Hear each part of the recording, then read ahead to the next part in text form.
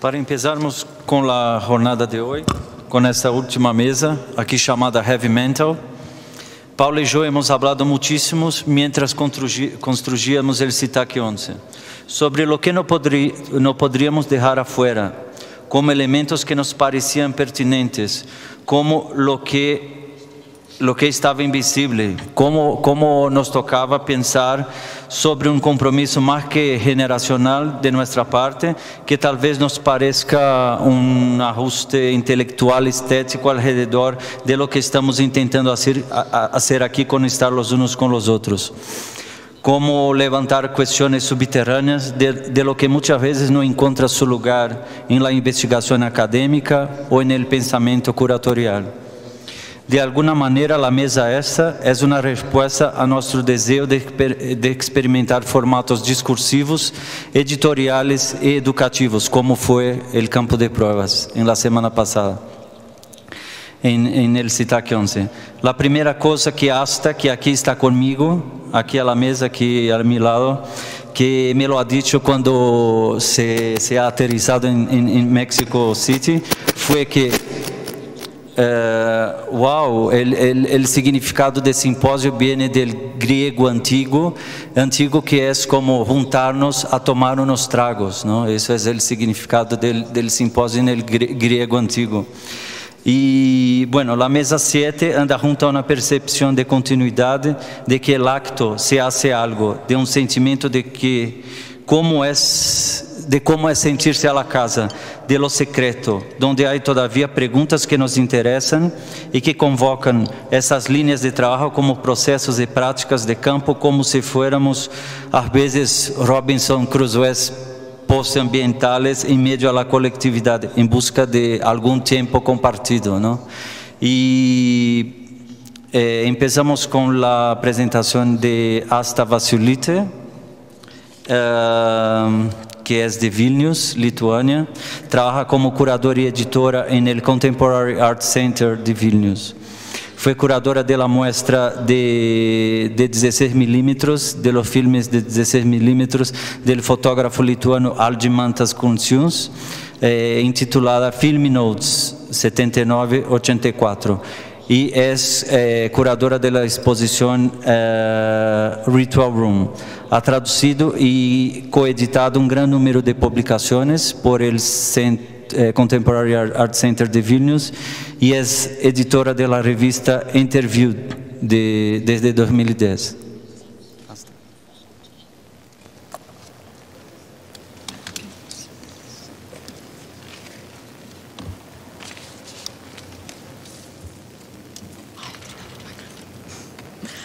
Good morning, and thank you to Marcio, Paola, Maria, and the whole of SITAC and PAC team for a very warm welcome. Shall I hold it then?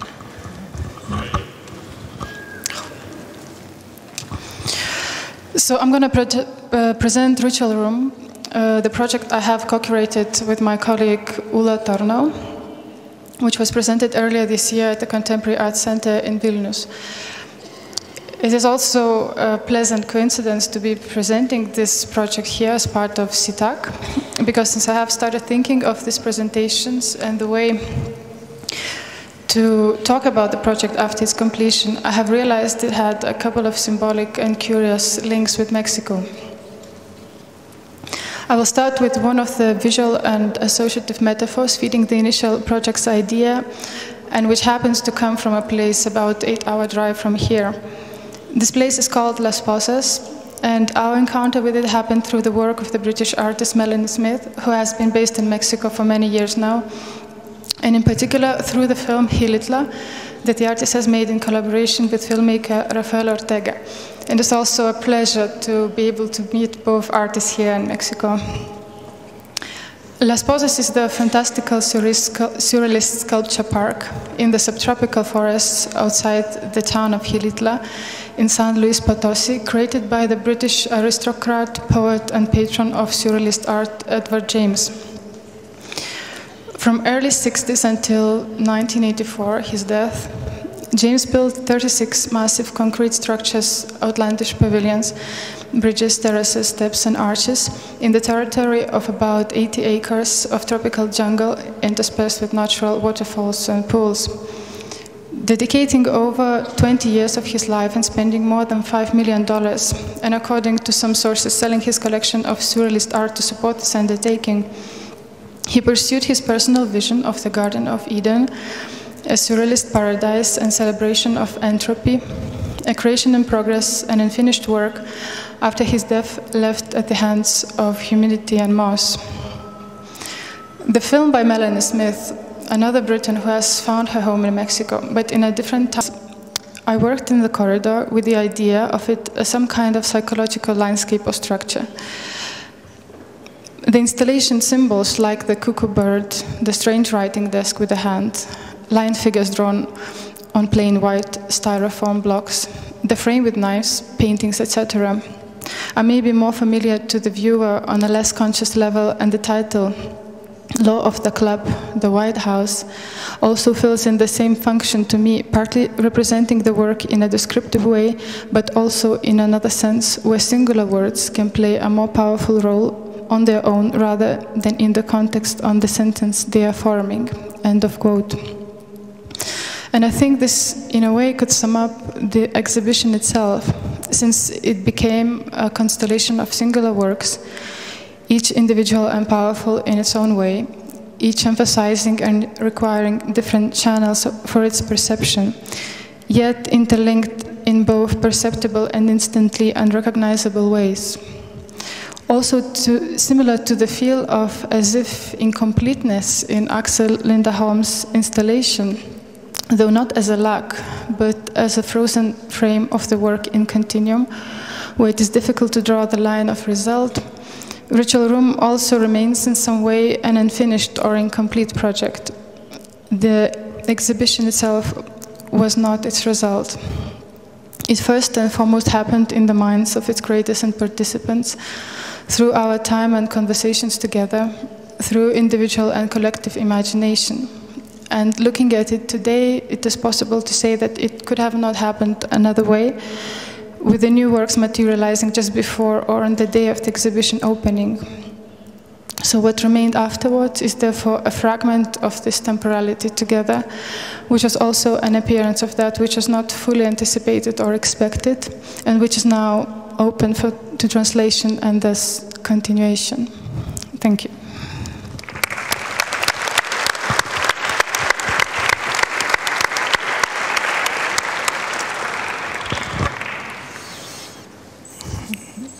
Thanks, Asta. Ahora pasamos la vez a la ponencia de Matthew Rana.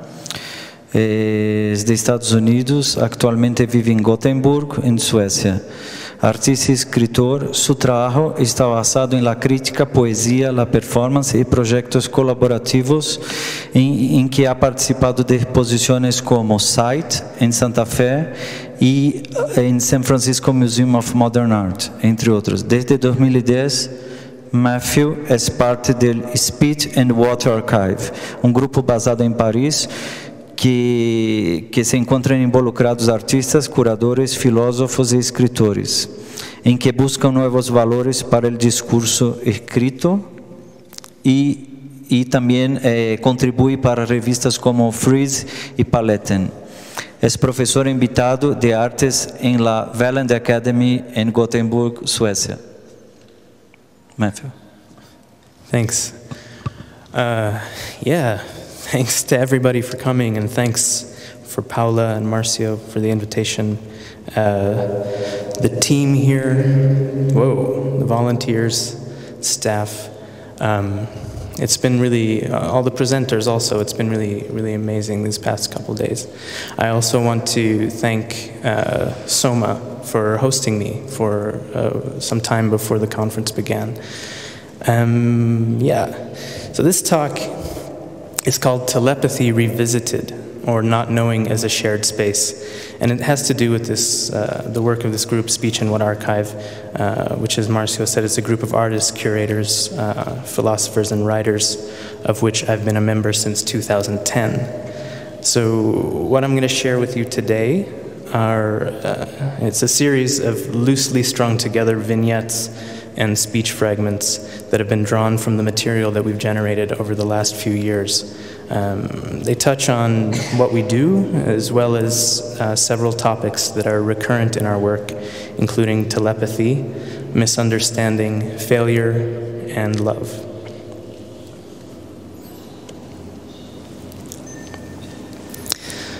Speech and What Archive is a group that was initiated by a constructed world, a collaboration between artists Jeff Lowe and Jacqueline Riva.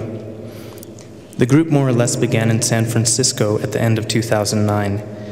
The main thing that brought us together was not knowing how to do things and wondering whether or not this had the potential to create a shared space, not only among ourselves, but also together with others. Now there are 13 of us, and we're both tight and loose as a group. There are 7 people who work closely together, and 6 who come in when they're needed or consulted. Put another way, there's about 7 people who need or want the group to continue, and 6 people who pretty much do it for fun.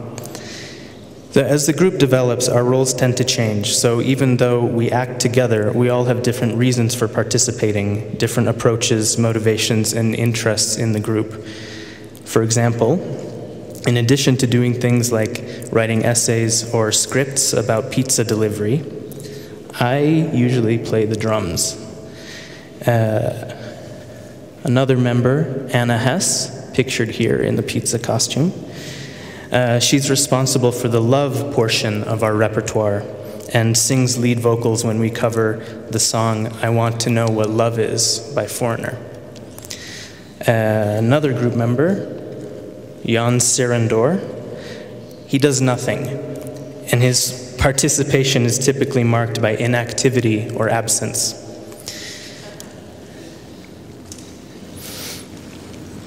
Most of the group's members are based in Paris, but we all come together about 6 times a year around performances that we call medicine shows, in which we explore different kinds of not knowing together with the audience. These 1 to 2 hour performances usually take place in galleries or art institutions and comprise a variety of elements such as skits, lost my place here, lectures, songs, and telepathic experiments. Thank you. Each medicine show is different, and they're all informed by a do-it-together sensibility. We often perform in costume, and we exchange the costumes during the performance. Sometimes the performances are more theatrical, and at other times, such as a performance last spring at David Lynch's Club Silencio in Paris, the Speech and What Archive ends up looking more like some kind of weird band. The performances are amateur insofar as whatever is performed is done without extensive rehearsal or attention to finer detail. In fact, we typically do them without having previously seen, heard, or read all of the material that we're presenting. In this sense, the group acts as a model audience for each other. Doing without mastering, the amateur as lover keeps questions of intention open while ridding the possibility of assurance, voiding all warranty, and preventing justification. What happens in these performances is finding forms for trusting in each other and also in the audience. We try to create a situation of exchange in which we mutually support each other. After all, performers and audiences can feel each other's energy. But we often say things like, it doesn't matter if you don't know how to dance, because we don't know how to sing. And we want to think about the fact of being very close and very distant with each other at the same time. We also sometimes say, we invite you to share the love with us.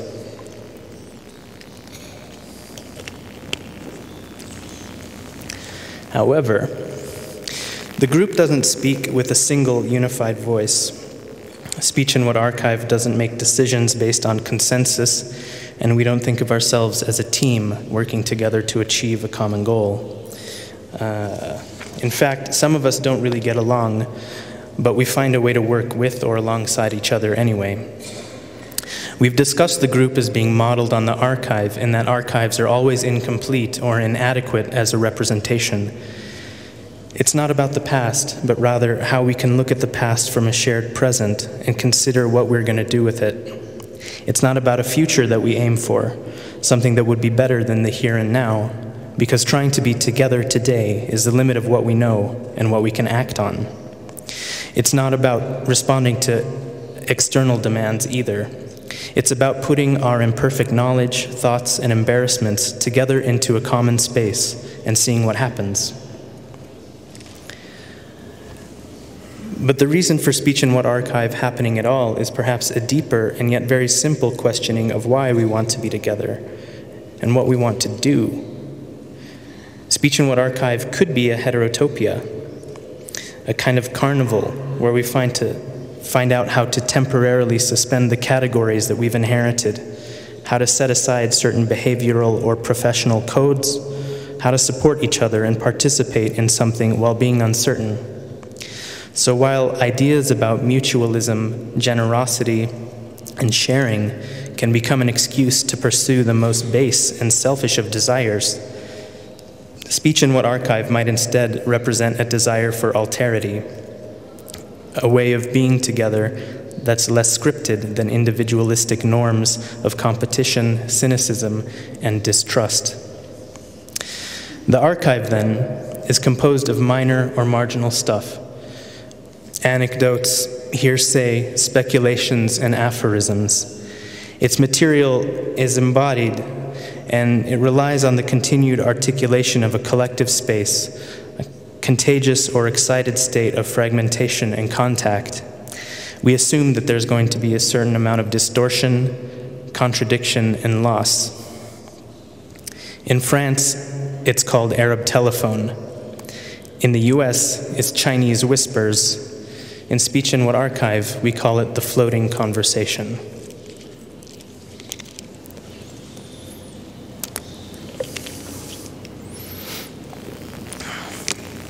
I overheard a woman on the train from Charles de Gaulle Airport to Paris say that during the week leading up to their anniversary, she resent her lover emails that she had sent on the same day the year before.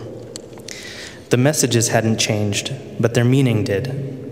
I wonder what it would have been like to have received those emails. It's not the instant gratification of consumption, but it might be something related to the Epicurean postponement. It could be the satisfaction that occurs without an outcome. The delay doesn't exist because there's never an obvious result, consummation, or closure.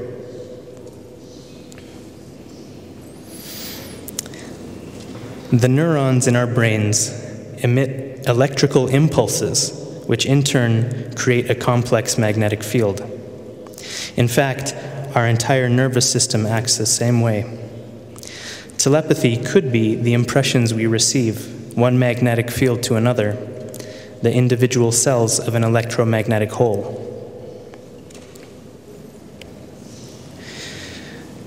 We don't transmit meaning, we transmit forms that can attract meaning or through which meaning can be made.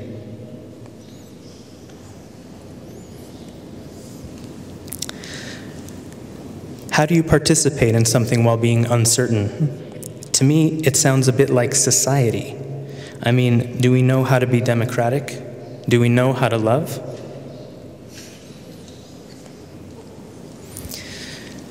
We spend a lot of our time trying to act normal or professional, trying to survive, to move forward as if we were on solid ground.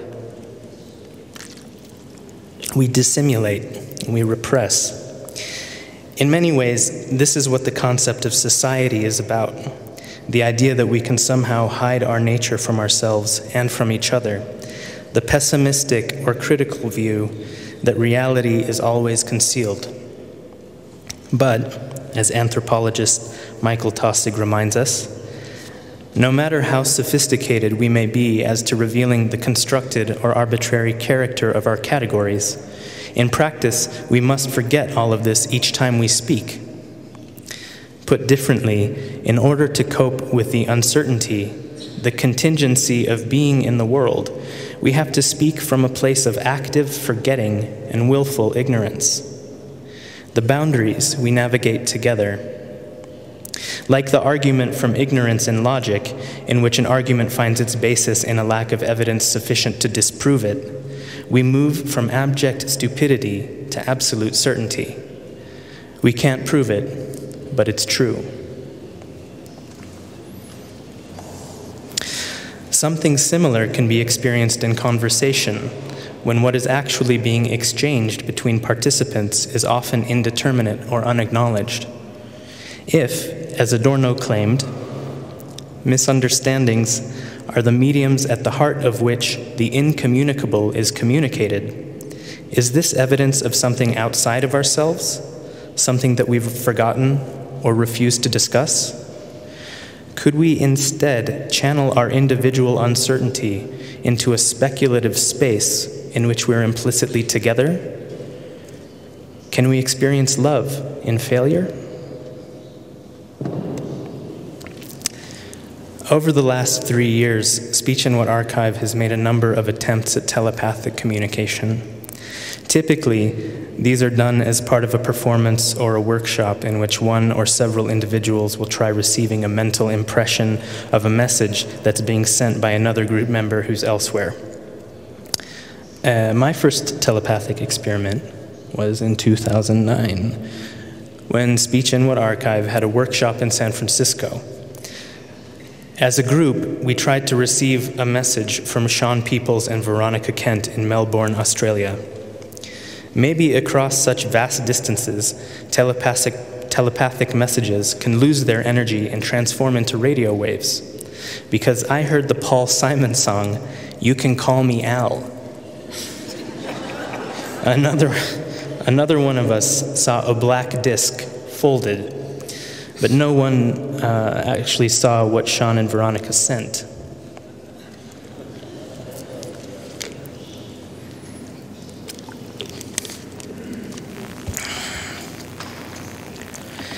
As a group, we enter telepathy without technique, and our methods lack rigor. Together, we situate ourselves at the margins of what qualifies as knowledge. Like early scientific research into thought transference, our experiments run in advance of our theoretical models. For example, groups such as the mesmerists hypothesized that telepathy was among the so-called higher phenomena observed in subjects with animal magnetism. Others postulated that it was related to hypnotic rapport, the form of communication that takes place between conscious and unconscious minds during hypnosis. Scientists, on the other hand, used claims about democracy, participation, anti-authoritarianism, and common sense in order to locate telepathy in the realm of belief, a practice separating superstition from knowledge and the primitive from the civilized. Perhaps somewhat closer to Speech and What Archive is the group Throbbing Gristle, which in the late 1970s and early 80s performed psychic rallies with their audiences. Meeting each other with a love so complete that it could even express itself as aggression, together they tested one another's boundaries of intimacy, empathy, and trust.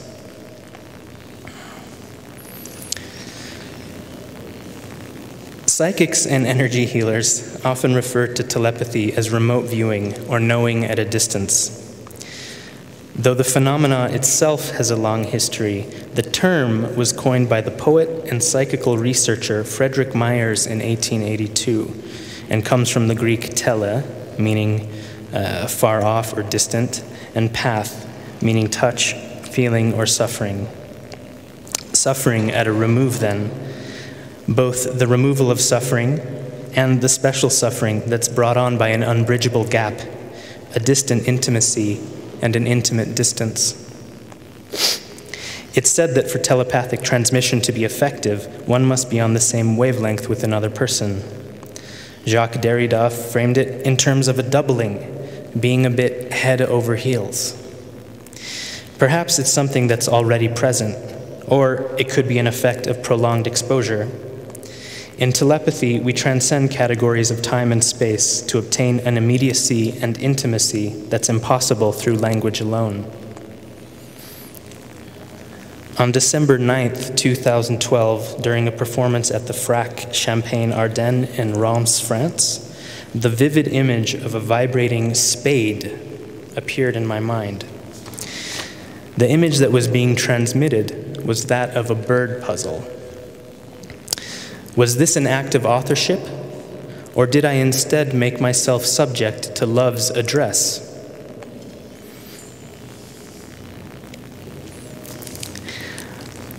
Thus far, none of our telepathic experiments have yielded definitively positive or verifiable results. But nearly a year ago in Melbourne, Australia, the transmission of an inflatable killer whale inside a room made of paper was received by Speech and What Archive member Anna Hess as the phrase, "frog in a box."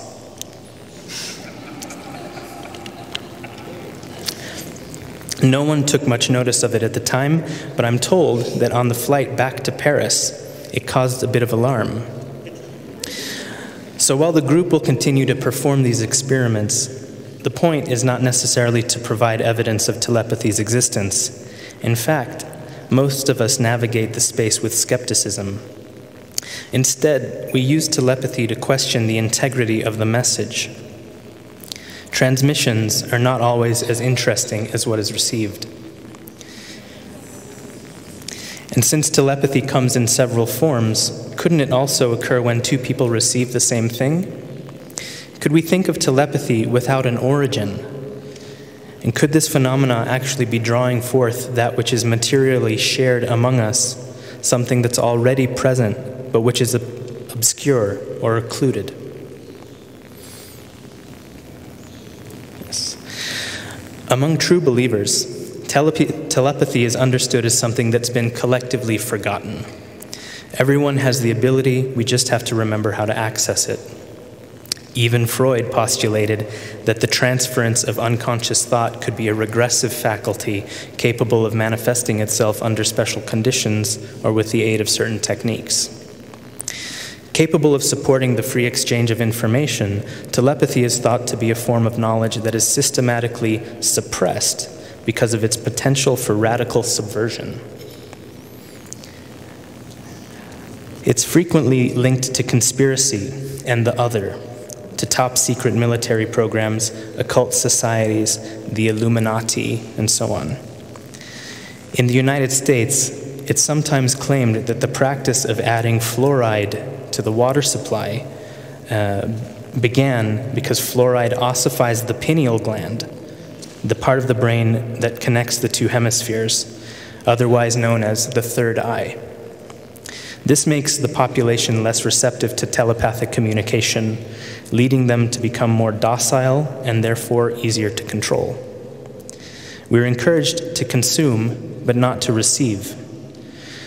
If telepathic ability does exist in all or even some of us, could it be that we're meant to relate to each other based on trust, cooperation, and love?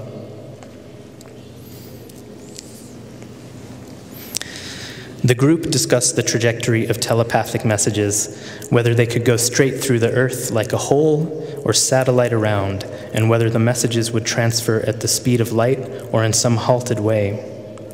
Occasionally, texts and emails hang around somewhere, backed up for a couple of days or longer. You send an email and later discover that it didn't arrive until days later. What we want to do is show that there are lots of messages flying around and certain chances and choices related to whether we receive them or not.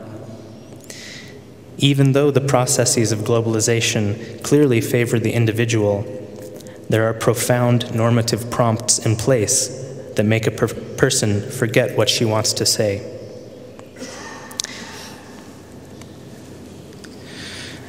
One symptom of schizophrenia is auditory hallucinations, popularly understood as hearing voices in one's head. Commonly, these voices are thought of as being intrusive or as coming from hostile external sources. Telepathic messages as coercion in the form of misguided directives or mind control. I'm told, however, that many schizophrenics experience this phenomenon differently, either as a profound sense of loss or absence. I present myself differently to different people and in different situations, so there are at least two voices in my head that are of an uncertain origin. Some people have suggested that the fragmentation of subjectivity, rather than being pathologized, ought to be deepened as part of an anti-capitalist program. But this loss of coherence and mastery, however, might be second nature to groups.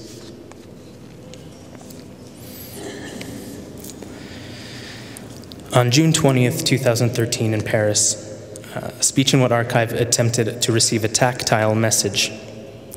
If telepathy is most often received as an image or a word, then why couldn't it also manifest as a sensation or a feeling?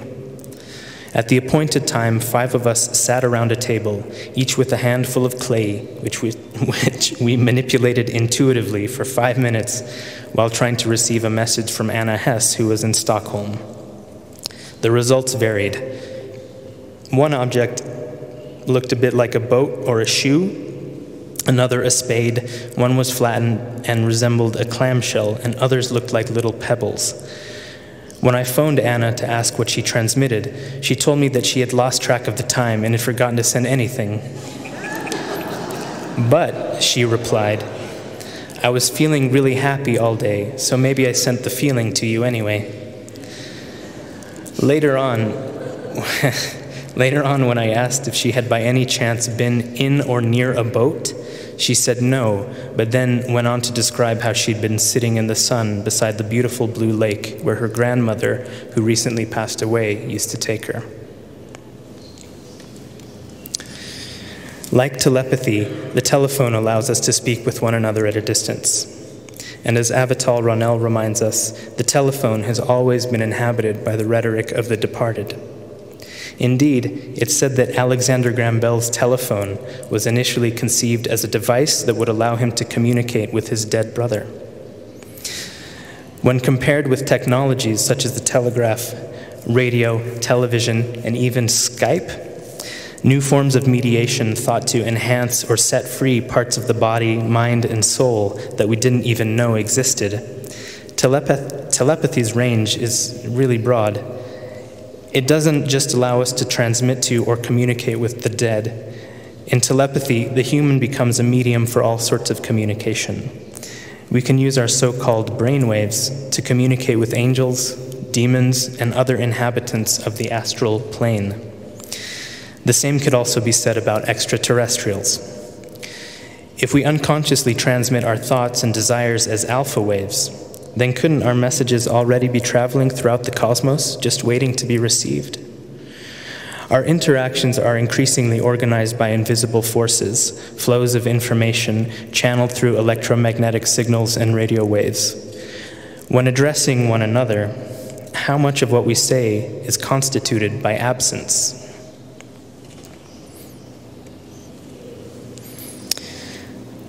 Astronomers once assumed that a standard technique for any extraterrestrial intelligence trying to pinpoint other civilizations in the galaxy would involve seeking signals from TV, radio, and radar broadcasts. With the exception of the so-called WOW signal, which was detected by SETI, the Search for Extraterrestrial Intelligence, in 1977, and hasn't been heard again since, scientists on Earth have been unsuccessfully using the same methods to find evidence of intelligent aliens. The theory is that elsewhere in the universe, other civilizations are doing the same. We transmit our cultural achievements through the vacuum of space, messages addressed to nothing or no one, but which we send in hope of contact. The trouble is, we're making ourselves more and more difficult to hear. We're broadcasting in different, more efficient ways today and are making our signals fainter and fainter. In the past, TV and radio were broadcast from huge ground stations that transmitted into space using signals that, according to calculations, could be picked up easily even in remote regions of the galaxy.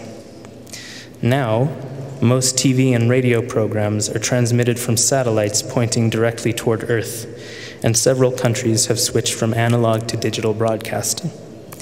Very soon, we could become undetectable. In space, no one at all could hear us. Thanks.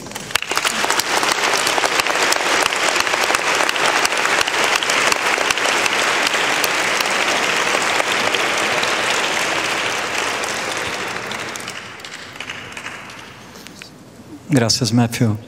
Sim, passamos a Sophie falou. Sophie vive em Bruxelas. Ha realizado estudos em História da Arte e foi investigadora e curadora no Royal Museum of Fine Arts de Antwerp, Amberes, em espanhol, entre 2001 e 2007. Ha curado numerosas exposições entre las que se destacan Gorgio, Oppression and Relief in Art, Opresión y Alivio en el Arte, con artistas, con Brasha Ettinger, Orla Berry, Peter Bugenhout, Alda Isnopek, Ana Mendieta, Luis Bourgeois, Francesca Woodman, James Ensor, entre outros.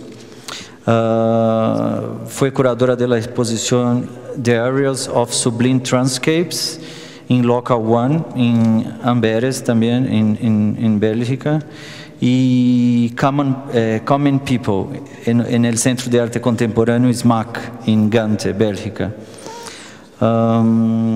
Também ha curado na exposição individual de Peter Bugenhout no Herzliya Museum of Contemporary Art de Tel Aviv, em 2006, e Abhay Maskara, em Mumbai, Índia, 2008. Time Space Poker Face, ha publicado o livro Time Space Poker Face e também ha curado a exposição com o mesmo nome em Bélgica em 2012. Sophie. Yes.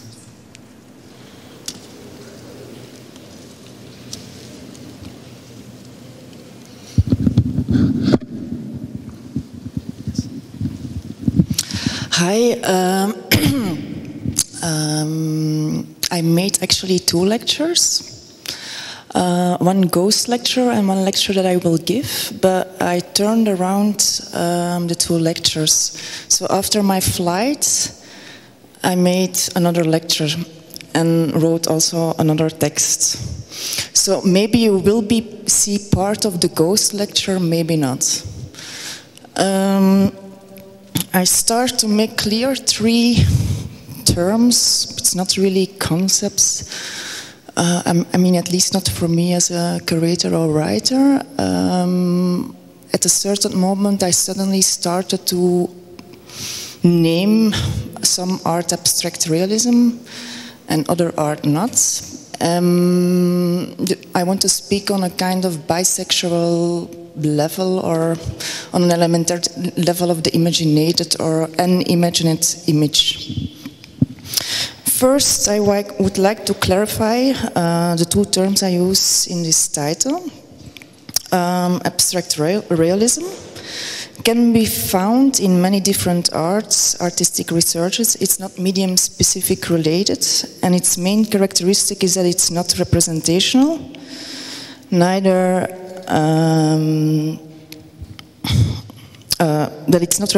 representational, neither presentational nor mimetic, transformational, or metaphorical or symbolic. Abstract realism is not a movement, neither related to a collective. It can be found in the work of very different artists, although it seems more rare in painting, documentary photography and architecture, for instance.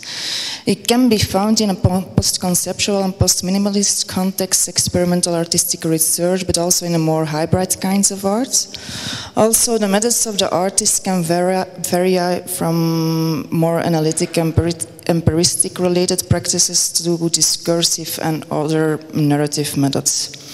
This means that one doesn't recognize an abstract realism neither through its forms or formats, media, research methods, nor through its themes, a specific point of view in an artistic research.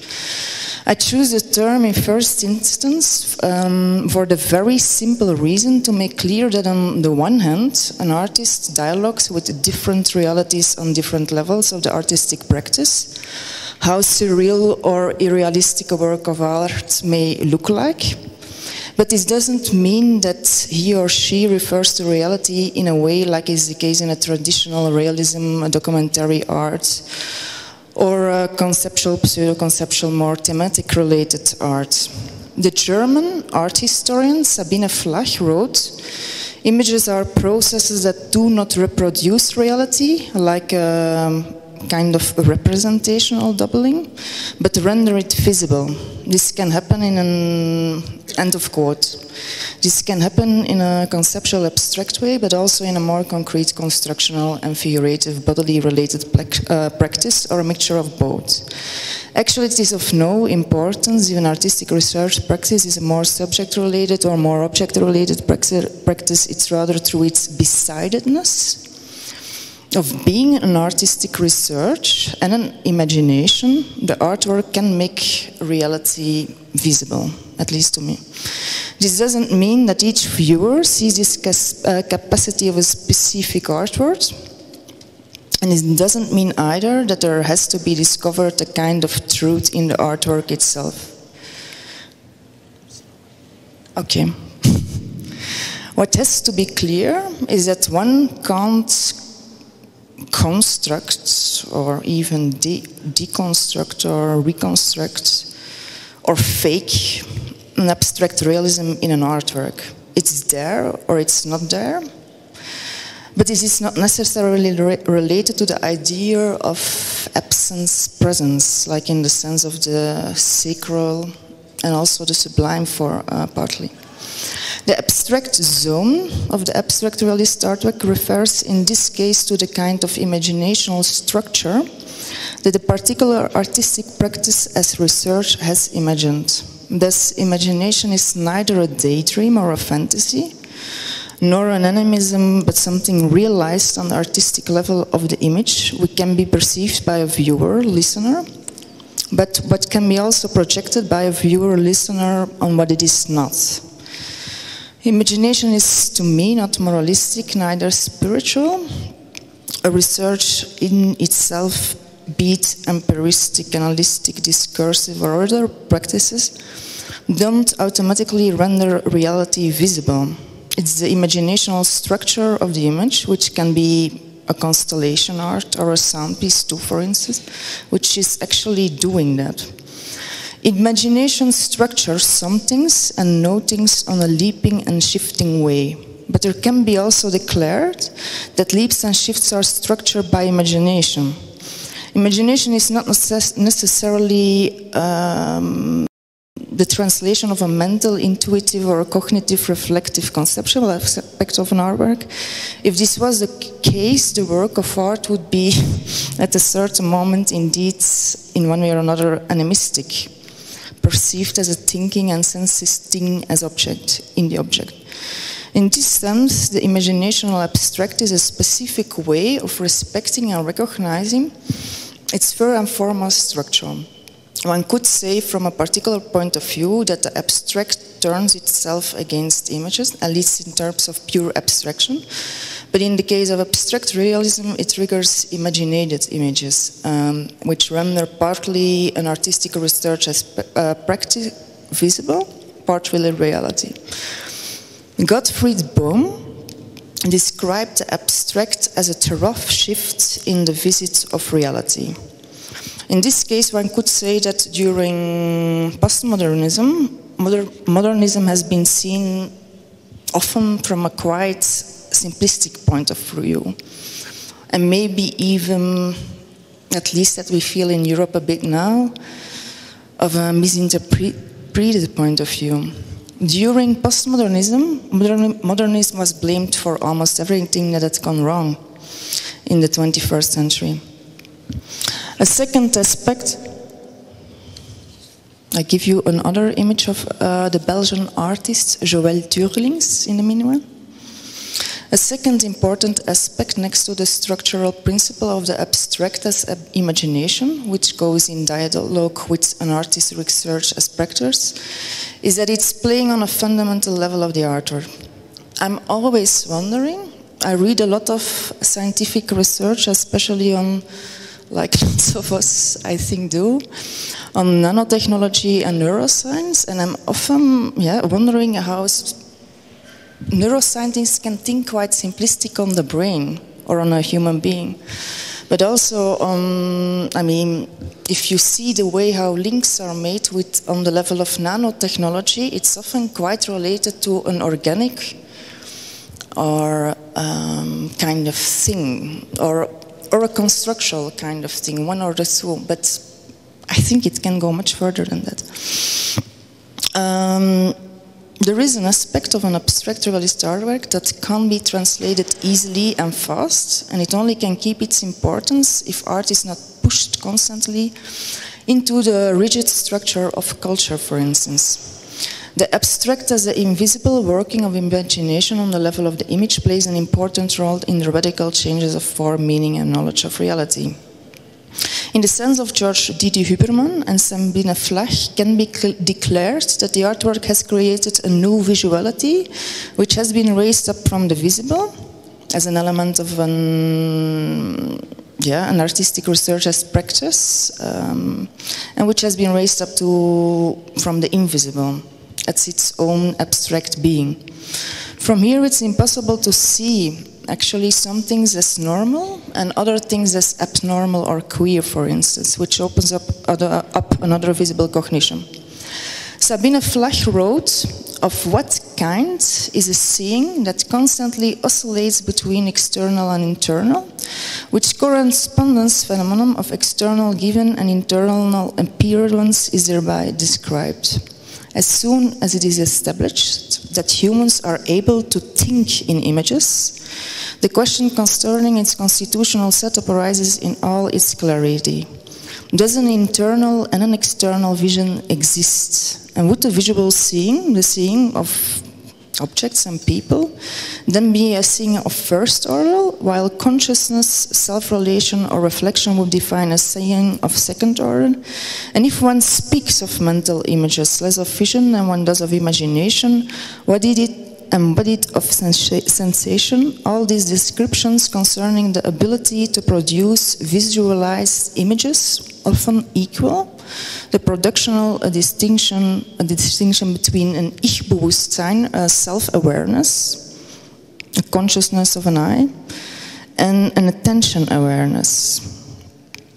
The self-awareness is defined as a feeling that it is me who does something and experience something, and that I am awake and conscious, and differentiates from an awareness that concentrates on certain internal and external events, such as perceptions, thinking, feeling, remembering, or imagining.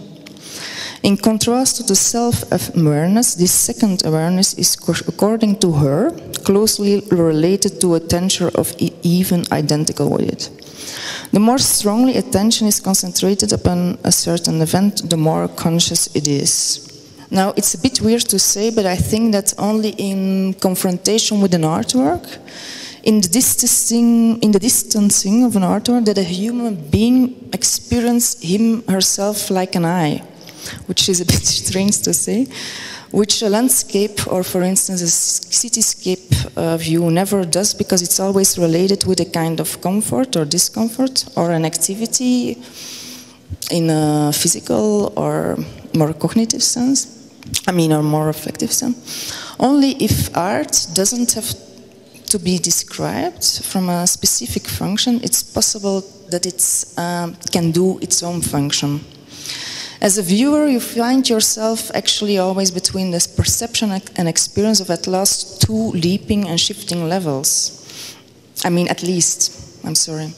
I guess that it's an artwork that makes possible particular mental and cognitive structures in the brain, but not in an influencing way.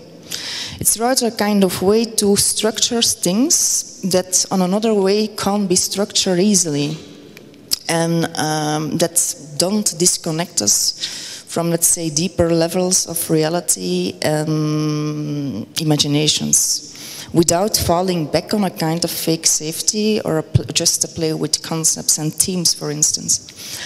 Sabine Vleg wrote too, knowledge about the mind should not be communicated but evoked. What is relevant to an iconic epistemist concept is also equally addressed.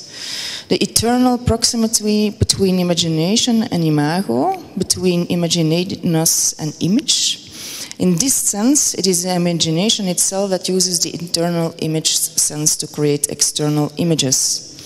This may happen through artistic research, experimentation on different levels, but also experience. However, you can't reconstruct it like this in the next artwork, for instance, as an artist. Like it seems a capacity that a human being can't learn himself easily, like in a representational or reproductional way. What worries me the most nowadays is that we easily project pessimism on the image, which in fact does the same like hope and optimism.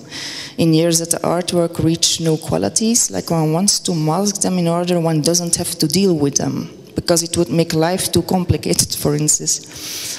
I don't believe at all that there is on the one hand an aesthetical art and on the other hand a political art. I think actually that both are reactions on not having the possibility or the freedom to deal with this abstract capacity of abstract realism. Without an art criticism, it's for an artist also very difficult to keep concentrated on doing his work as an artist. And as long as a curator or writer is understood in terms of cultural production and management, this doesn't change easily either. Daniel Heller-Rosen said in an interview with, and I always say her name wrongly, she's American, Keitman or Quatman? This is still Joël Turlings. I'll come back to what she read, but I want to let you show a work of Keitman in the meanwhile. Daniel Heller-Rosen said in a conversation with the American artist Keitman, or Quatman.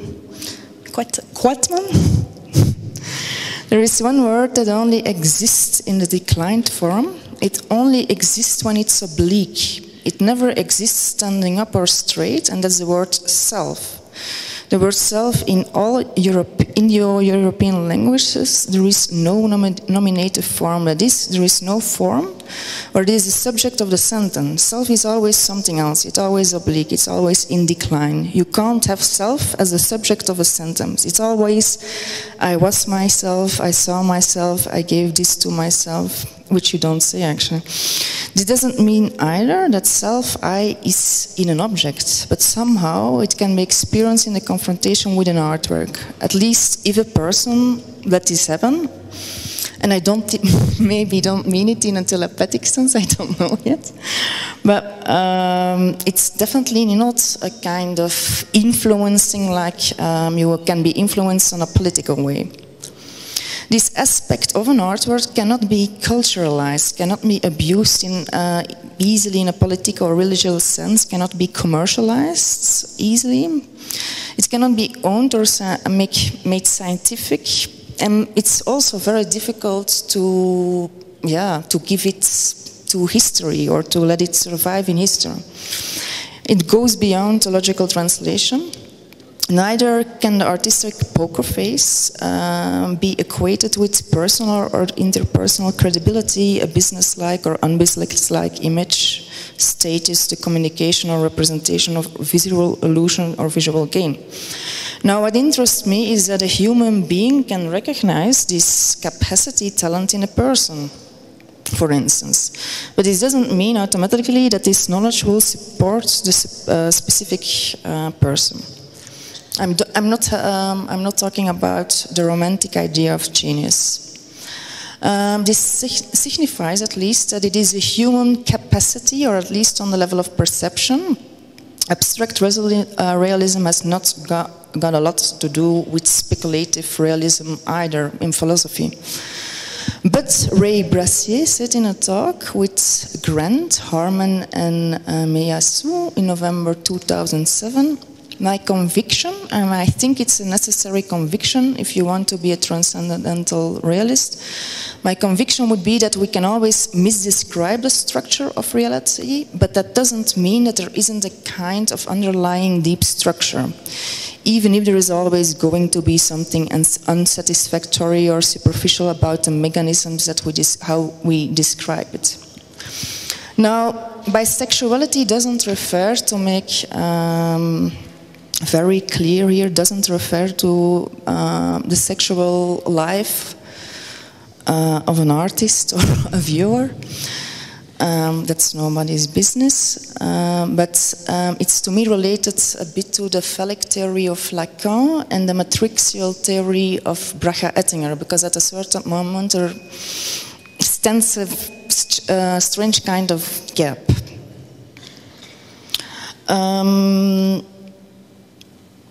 I will not explain the theory of Lacan and Ettinger, that's a bit too difficult, but one important thing of these theories is that sexual differentiation is, let's say, the most profound underlying structure to come to sense, meaning, thinking in a phallic and in a matricial sense. Even if the phallic and the matrixial are open to males and females, it still feels like one is subjected or objectified by one system or the other, which turns at a certain moment easily men and women into macho, more female men, or self-controlled women, or that kind of thing of hysterical women. And it has got not to do with a theory, but rather with a kind of stress, I think, in the world. On the level of thinking practices, it becomes easily a leftish thinking and a conservative thinking in which both declare that they are the most progressive. Since already too long, I don't think that a human being needs actually the more and more an identity, and definitely not a gender identity, or even that kind of global, local identity or provincial identity. The most important concept of Bracha-Ettinger to me is border linking in differentiation, and after a while I saw this, I realized that I saw this concept quite on a bisexual level. Even she was seeing it quite differently. I always had a kind of bisexuality in my head when I read the term. Another reason is that it seems that the matricial system, in one way or another, always works in a supportive way of the phallic system when there is actually too much stress in one way or another, in which the phallic becomes easily political or economical, and the matricial kind of ethical, which can be also political. Now, instead of co-originality, I would like to think about the idea of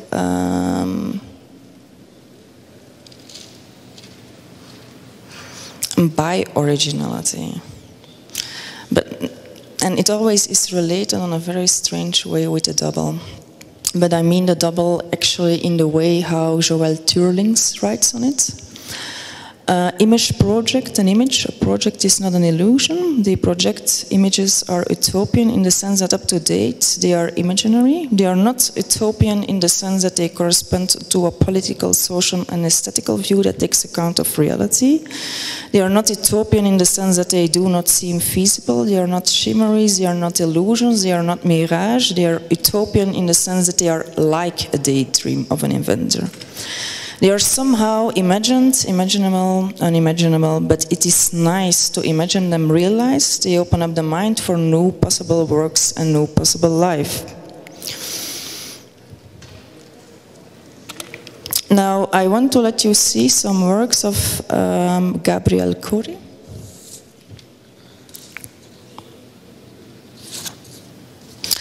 because it fascinates me. Gabriel Kuri, a Mexican artist, lived for quite a long time, I think 7 years in Brussels, and we saw quite, I mean, often in group exhibitions some works, I mean some works, for instance, this is in a private collection in Belgium. And what I like very much are the tapestries of these tickets and how you have to see them on the level as double. These tapestry works of Gabriel Kuri and the copy, a paper ticket has been blown up to a huge proportion and is transformed like this into the medium of textile. Is this a copying and shifting of the fragile proof of capitalism through which the ghost of machine capitalistic system gets materialized? Is this an aestheticizing of capitalism, which already can be interpreted as a system of aesthetics? What does it mean, a doubling of aesthetics in this way? Is this to a certain degree responding to the fetish wish of the collector, or is it an analog to and dialogue with the commercial art?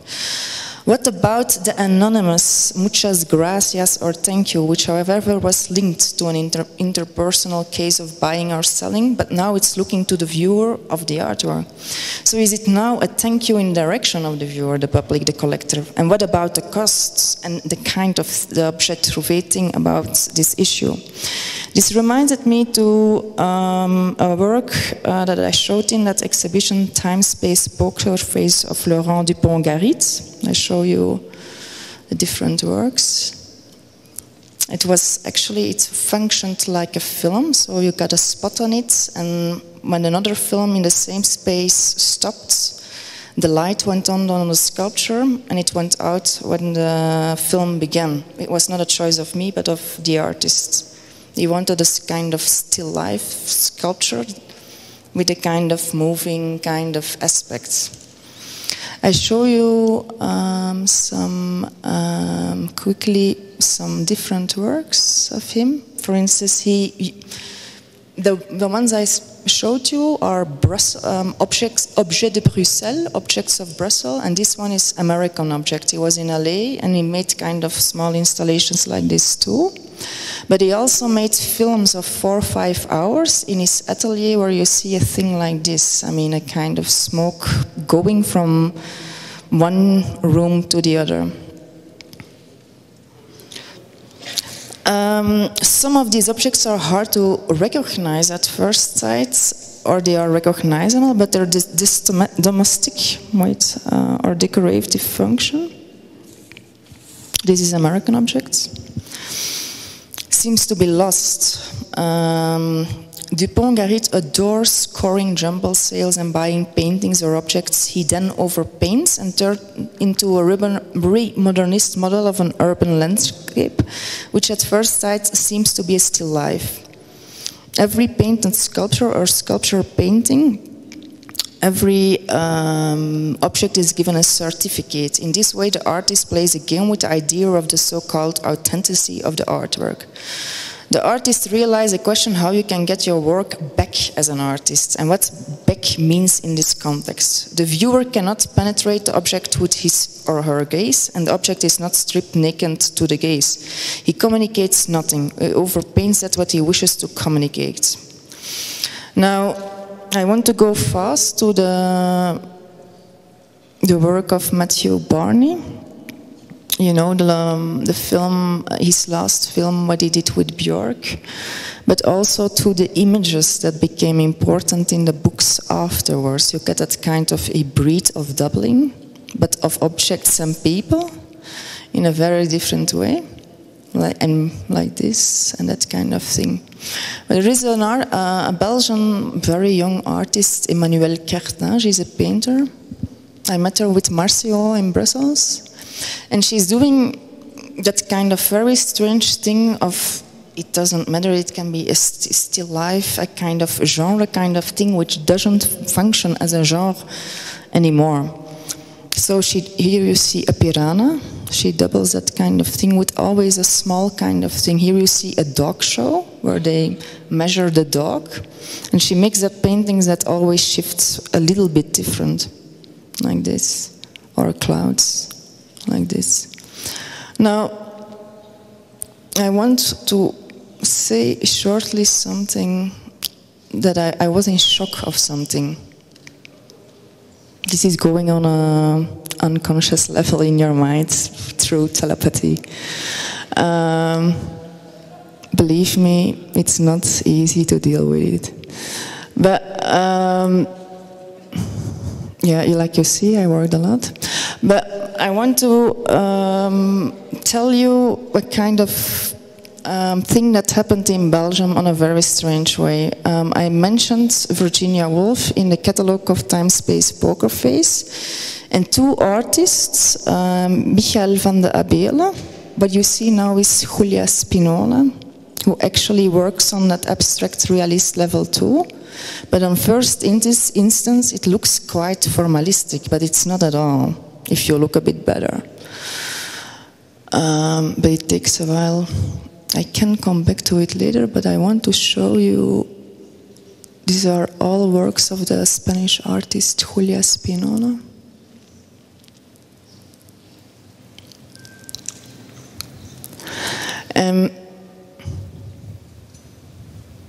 She makes paintings, collage, but also sculpture like this, where you get that kind of rhythmic jumping and shifting.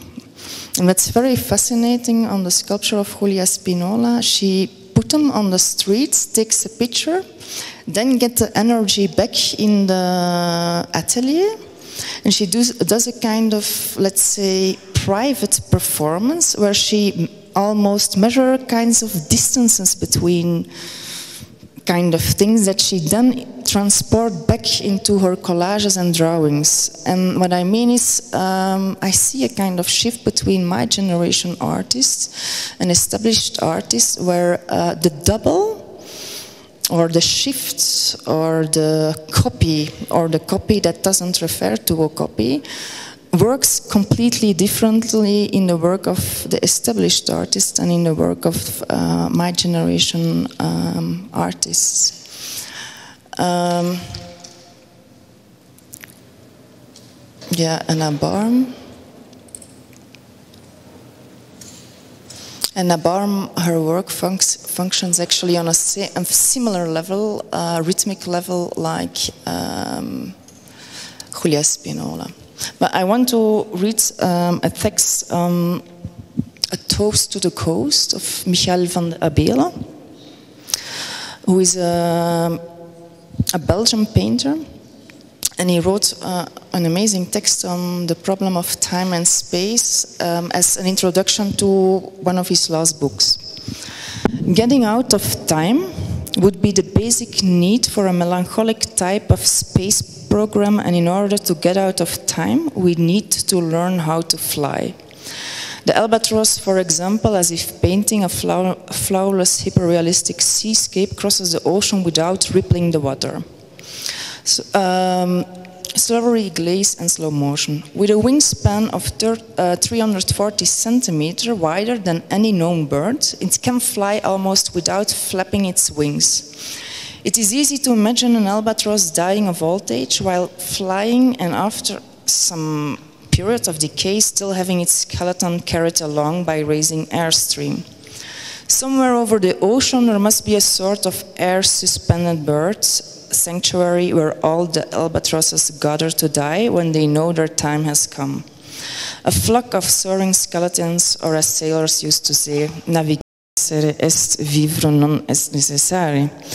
But what you see here are different paintings that he made, and they all are part of a kind of constellation where you see a kind of shift of the double in each artwork, and he works in different media, from painting to soundscapes to sculptures like you see here, right? Like you see here, it was one of his, not the last exhibition at his gallery in Brussels, Elisa Plateau. And he makes that kind of extreme, strange sculptures, and on the one hand they look surrealistic, but on the other hand they are not. That's, he also makes music, Beach Fatigue. And this is already one of his most early works in painting, that he got obsessed by the messages that they put on cigarettes. I will end here with a text, a last text of him.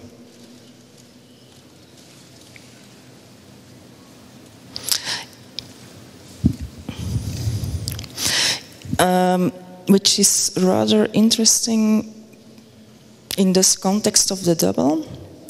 Perhaps the memoid does indeed attempt to make contact with us, but despite its technical skills and intelligence, this is a childlike spirit. Perhaps its manifestations, despite their complexity, are no more than a primitive form of mimicry comparable to those of the Malaysian cargo cult in the Pacific. This cult, which came about during the late 19th century, reached its height during World War II, particularly on the island Tanna, where airplanes delivered goods to an American military base. The native inhabitants, who could not grasp how people were able to produce such goods, attributed to the origins of these objects to their deceased ancestor. Soon, members of this cult began to imitate the behavior of the Americans, which simply materials such as wood and straw the island inhabitants would construct a facsimile of an entire airbase, complete with its control tower, antennae, radio and headset. By doing so, they hoped to persuade the deceased ancestor to drop cargo near them. Possibly the memoid follows such logic as well, imitating the outward surface of a system having no logic of an underlying logic. But the opposite is just as conceivable, that eventually, through the course of time, a similar type of cult will be available to develop among people, its members, then imitating the manifestations of the memoid in the hope of thereby welcome the alien visitor into their mind, an invocation in reverse, like the self-fulfilling prophecy of the paranoid.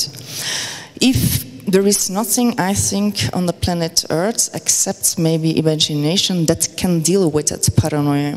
And that image, which can be part of the artwork or not, is actually dealing with that kind of level. I will end here, and who wants a private lecture at home can call me every time. Thank you. Thank you.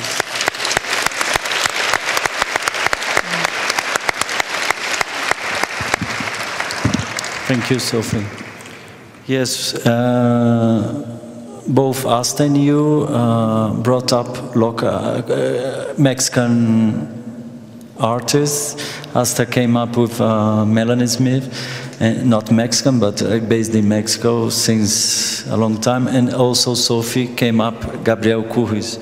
So, and you also mentioned this fantasy of the double, this sort of doppelganger, this dialogue with aspects of space and time, and yeah, and these associative metaphors and metaphorical based on imagination projects, and the notion of imagination where and here transcends the limits of a dream or visualization, and how it becomes an active agent, a mode of experience. Yeah, and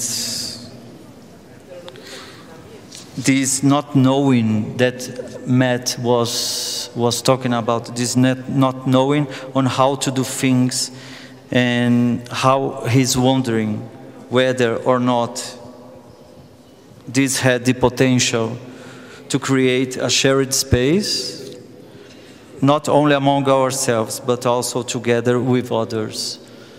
Yeah. So, queríamos abrir para preguntas y cuestiones de ustedes, a los tres ponentes aquí. Y sí, después habrá una conferencia de Vladimir Safatli, entonces que también no tenemos tanto tiempo para organizar aquí la mesa y cambiar el display. ¿Preguntas aquí?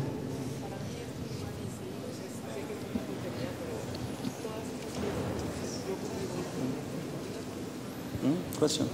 Yeah. Microphone aquí.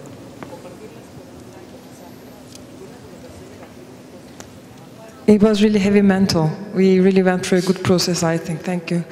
My question will be for Matthew, but also for for both Asta and Sophie as well. Of the tendencies of the new age in the contemporary art practices recently.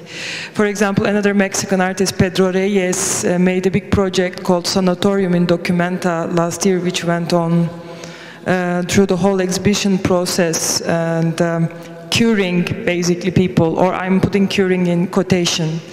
And there was also another project organized by, initiated by Raimundas Malašauskas for Hypnotic Show. I am curious of our position as, I would say, artistic practitioners in such a field. How do we, because while cutting across fields, we never assume the position of the expert, but it's more like the amateur, more like the researcher. And what does it really mean when you are passing through such a para-field in contemporary art today?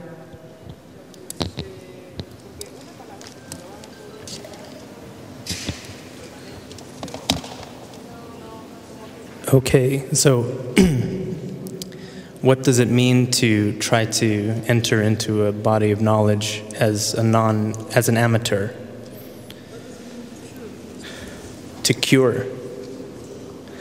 Yeah, I don't think that we have any kind of, I mean, we're not trying to cure or anything like that, really. I don't see, I mean, I think one thing that we keep in mind is that, you know, I mean, it's a non-instrumentality and a sort of lack of altruism, because I think that this is, you know, in a way, something that's, I mean, it's what happens with this, in the field of kind of social practice and stuff like this, or maybe relational art, this idea that you should be creating models for inhabiting the world in a better way, or that you should be intervening actually. And that's something that we try to avoid, I think, as a group. And, you know, telepathy is, I mean, I mean, I don't think that there's much expertise on telepathy. I mean, no one knows if it exists or not. So, I mean, we tread lightly, I suppose. Does that answer your question?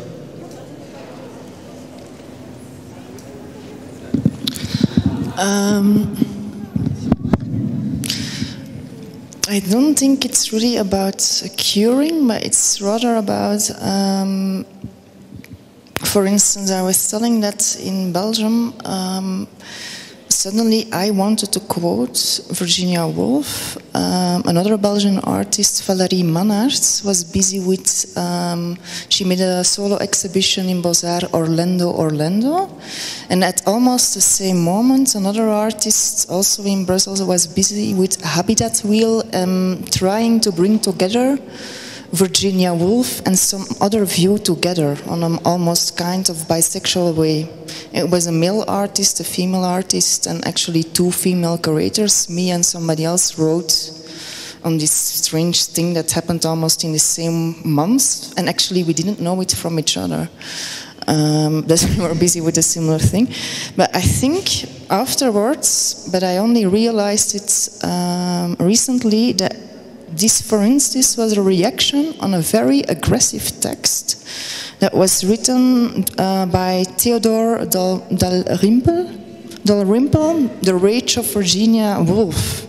And suddenly, in Brussels at least, something was necessary. I don't know how it comes into arts and into projects in that kind of thing. And I think it's a kind of navigating system in the artistic practice itself.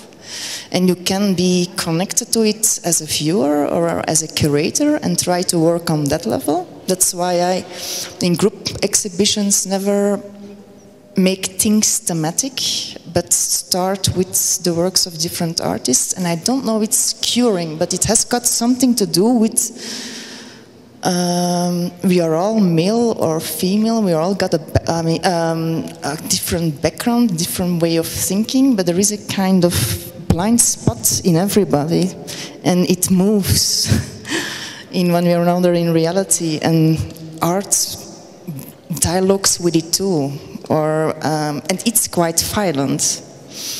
And I think there is a kind of being together in how to share or deal with that violence, let's say. I hope this is an example. Thank you.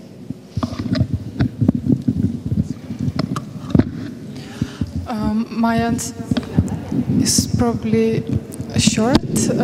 I also was a bit confused with this word cure, but it was probably in relation to Pedro Rey's project. Yes, so when thinking about this project that we did, I somehow thought that when you enter some territory you don't know very well, or you're not an expert, as you say, so you deal with some kind of abstractness, which I think in a way equals trust, which is a relationship already. And then it's about ideally creating a new system, a new space, a new quality, making something out of what it is, but also making your own, which art ideally is.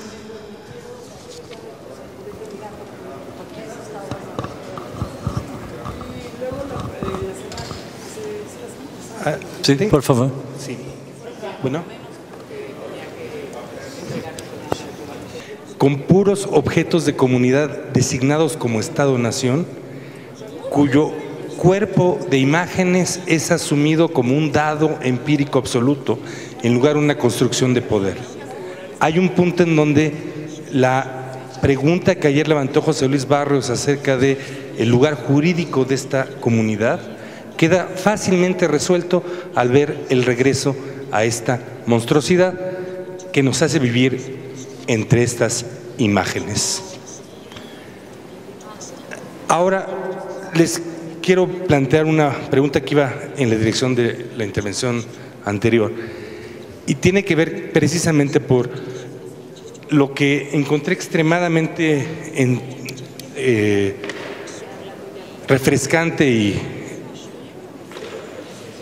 entusiasmante de las presentaciones de Marcio y de Asta, en querer ocupar en las prácticas y exhibiciones que plantearon un espacio de diálogo distante, práctico e irónico con la referencia de lo ritual y paranormal, precisamente en un tiempo donde la ideología social está obsesionada con reponer su falta de poder social en estos poderes y donde hay ejemplos artísticos como yo siento que pasa en esa pieza de Pedro Reyes, donde uno pasa de la ilusión a el engaño con mucha facilidad. Y en cierta manera creo que me gustaría escuchar particularmente de Asta el cómo piensa esto, porque a mí me resultó muy interesante y cálido el ver que la palabra ritual quedara atrapada en este proyecto y cómo se relaciona con cómo puede resonar esta palabra ritual en el contexto en que está siendo presentada tanto en la cultura del lugar como del mundo del arte. Gracias.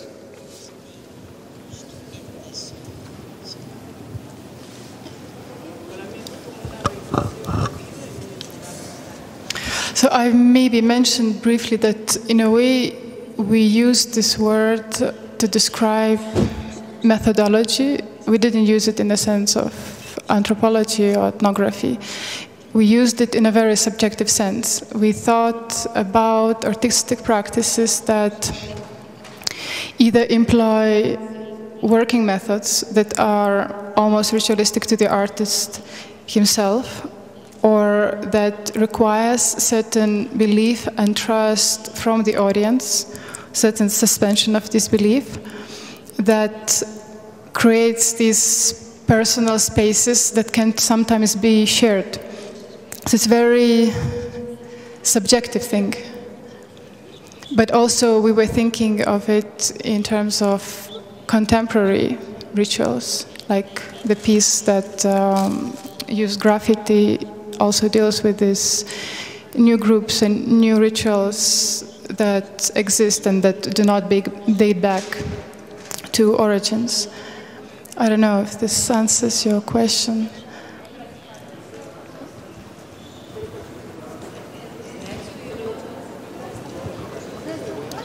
I'm sorry?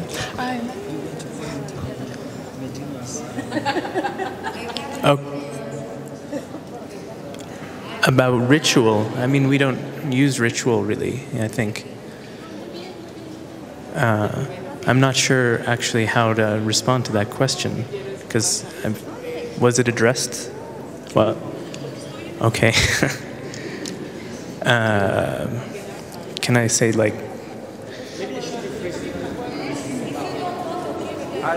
I feel that both of your presentations are very interesting in terms of invoking these concepts that are part of the new ageism of the era, and somehow I feel breaking them inside, either in a parodic, practical way or by leading somewhere else. So somehow I wanted to discuss how important to you is to do this questioning in relation to this culture plagued of fantasies, of fantasies of superpowers, of fantasies of new rituality, of a new sort of religiosity. That's basically the question, the context between the relationship between what you are addressing in these topics, telepathy or rituality, and a society where these words and ideas have a different value.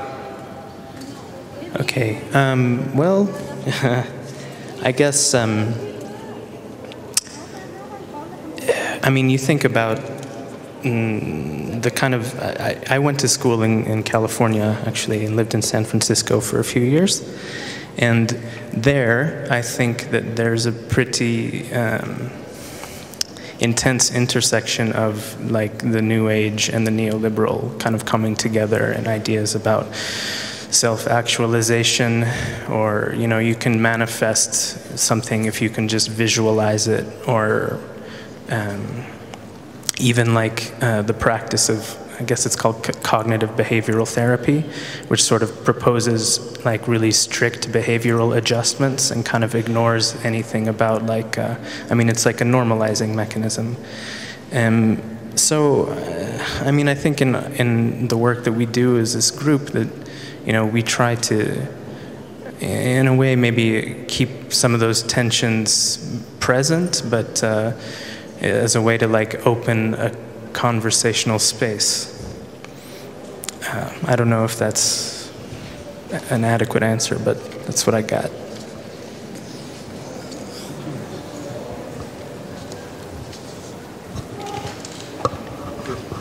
I wanted to, maybe I'll do it in English. Maybe it's easier because you've been, you know, speaking English. So. And following up on Cuauhtémoc's questions about the coherence between a discourse and a visualization, images. And it's something I first thought about when, Matthew, you showed that throbbing gristle image. And I was thinking that that the potential violence or the potential destabilization of the discourse that you were proposing was not something I was finding in the images that you were showing, right? I thought that the images were much more gentle, much more convivial than the things that you were talking about. And then I also felt that very much with Sophie's.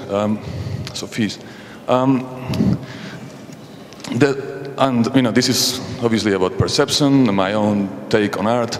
I thought that most of the work you were showing was really precious. I know some of it, I don't know all of it, but there was something about the violence of the discourse that you were giving, but also the violence of the discourse, of the format of your discourse, in this not letting you access a lot of the things that you were giving an impression that you could give. I mean, this thing of the ghost lecture, all this material that was there on the screen that we couldn't access, we couldn't read, we couldn't see. And this frustration, this violence, is not something that I can see in those images, you know? If I look at that work that you showed, I think it's work that doesn't really make me, doesn't communicate the things that you were communicating in your lecture and through your lecture. And I just wanted to ask, it's not a question, it's an impression. Maybe is this something that is is this distance between discourse and visualization something that you're concerned about, or is this something that is not an issue for you? Or yeah, I can't formulate the question, but I would just want to communicate this impression.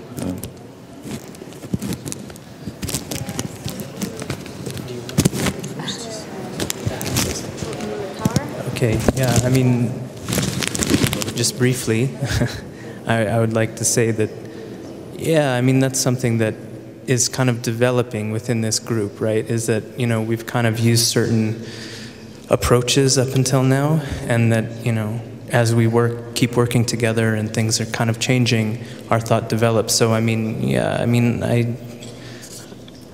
what you said is also registering with me, yeah? Those images are kind of like fun and weird, not violent. I don't know if that's the kind of, you know, violence we want to, you know, I mean, the kind that like Throbbing Gristle made use of. But when he talked about violence, he was talking about radicality, not about violent stuff.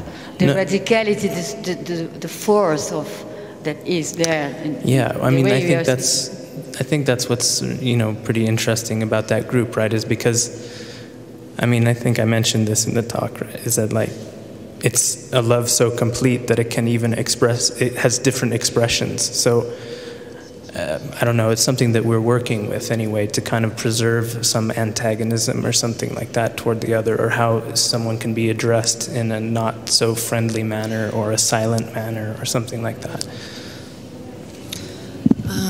Thank you for the question. Yeah, I asked it myself too, actually, but there is a kind of radicality in what I call constellation art, for instance, in the work of Joël Tuurlings, but I see it in the work of different artists. And what fascinates me is that they try to keep the double in a kind of constellation of different words, and it jumps almost from one work into the other. It's not like, for instance, to give a very typical example, Luc Tuymans, who makes an image of somebody who bends over, and you see, I mean, it's a very hard image. Or you don't get a portrait like that, but it functions on a kind of subtle way. And I think the radicality of constellation arts go more slowly, because it doesn't work as a presentation or a representation, but it works on giving or sharing something between different works, and it jumps. And it's like a kind of, I realized recently that the most artists that I worked with since 2006-07, their work function almost as a kind of parallel world or besidedness. I don't know, that's a bit of an answer on your question.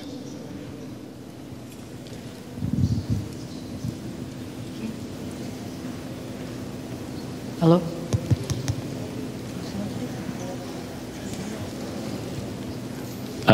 I just wanted to make an observation, because I see a big parallelism in what Tony was saying yesterday about undoing, and in doing so making new space, and about what Matthew says about ignorance. So I think that there are two practices that make space. I mean, when you say that you start from ignorance, then you embrace that and you admit that.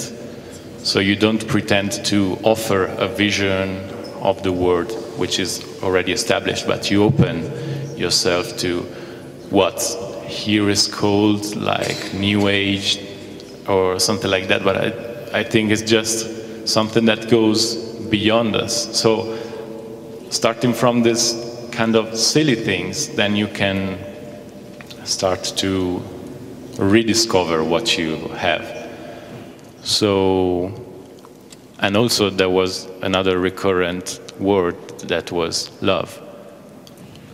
So just this. I don't know if it's a question, but.